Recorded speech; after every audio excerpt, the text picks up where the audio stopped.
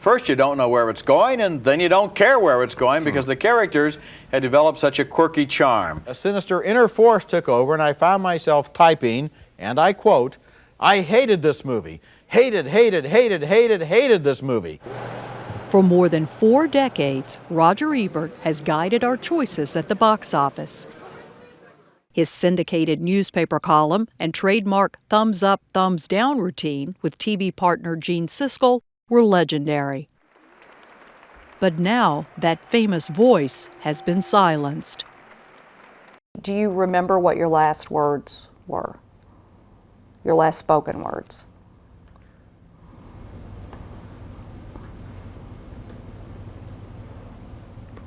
No, because I didn't know they would be my last words, or I would have written something great.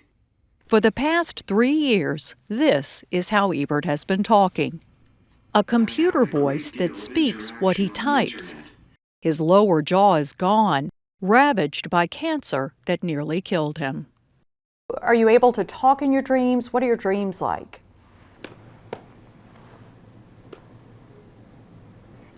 Everything is fine in my dreams. I talk all I want. Life is normal.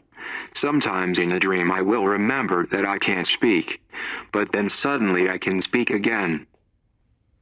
Roger Ebert could surely never have dreamed this storyline for his life when he began at the Chicago Sun-Times back in 1967. His elegant style and wit quickly made his movie reviews must-reads. What makes a movie great to Roger Ebert? I feel it. I sometimes even feel a tingle in my spine. Honestly, it's an almost spiritual feeling. Ebert won a Pulitzer Prize in 1975 for film criticism. Soon, he tried his hand at television, teaming up with rival critic Gene Siskel from the Chicago Tribune. This is Roger Ebert, the film critic from the Chicago Sun-Times. And right over here is Gene Siskel. At first we weren't on speaking terms. Then we spoke, but we fought a lot. Our rivalry was very real, but all the time we were becoming better and better friends. We were like brothers. And they fought like brothers on screen. Children, you're wrapping yourself in the flag of the sophisticated film critic who's seen it all. No, boredom. Boredom with Benji running. So if a friend asked me to see it, I'd say see it, but be prepared to be disappointed. Well, I'd tell a friend, okay, that's great. Their bitter arguments and thumbs up, thumbs down rating system made them famous. I came up with the idea for the thumbs, which had never been used before to review movies. We were the first. Trademarking them was Gene's idea. Siskel and Ebert were a staple in homes across the country during the 80s and 90s. But in 1999, their partnership came to a sad end when Gene Siskel died of brain cancer. He taped his last show only a few weeks before his death. He must have been in pain, but he never once complained. You miss him? I miss him terribly every day. Only 3 years after Siskel died, Roger Ebert was given his own devastating diagnosis of thyroid and then salivary gland cancer. He was fighting for his life, but he was not alone. Sometimes I really think that it was kind of destiny that we were together.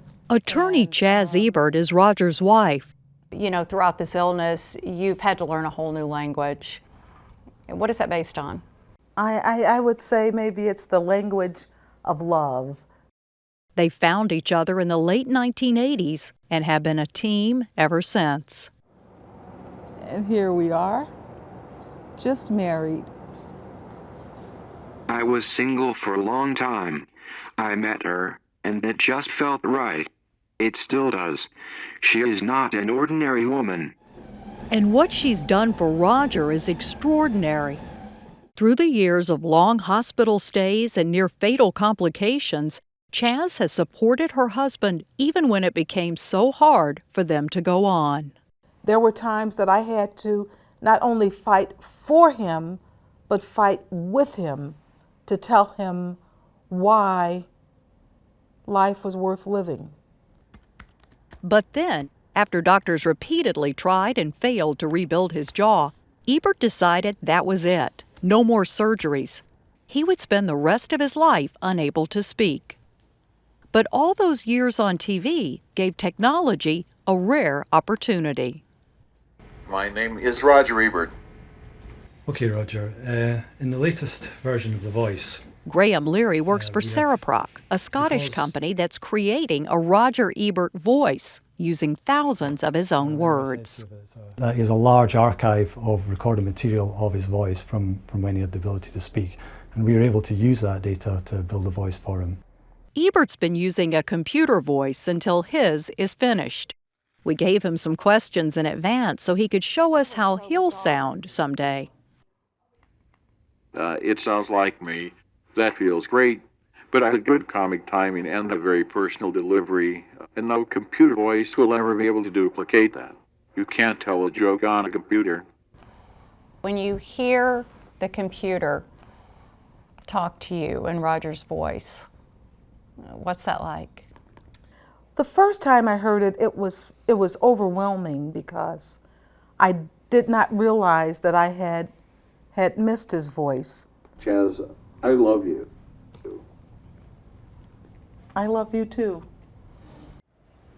It's been 43 years since Roger Ebert first walked into the Chicago Sun-Times fresh out of college.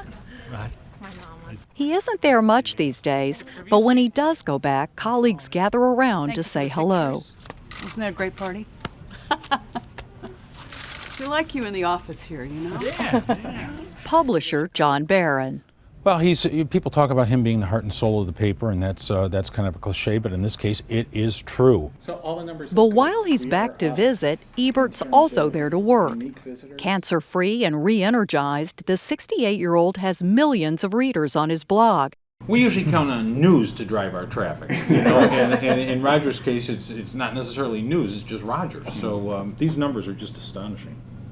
And he's churning out new books, including one of rice cooker recipes, a gadget he discovered while trying to lose weight before getting sick. 3 minutes. Roger himself receives food through a tube, but still loves to cook with Chaz. He says he's happiest beside her, there I smell the ginger. and at the movies. Ah, your own theater, with a ticket taker, no less. You must remember this. A kiss is just a kiss. A sigh is just a sigh. So, thumbs up or thumbs down on this movie? America's movie critic is back. Thank you so much. I am very much looking forward to reading this.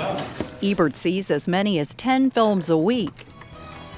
And a new version of his TV show debuts later this month.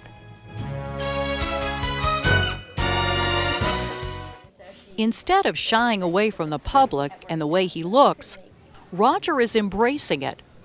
I said the hell with it. This is how I look.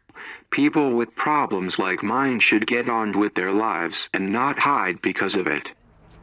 Roger Ebert is a changed man. But still, there is one constant.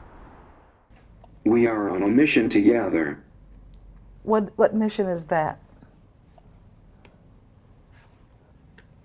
To make each other happy.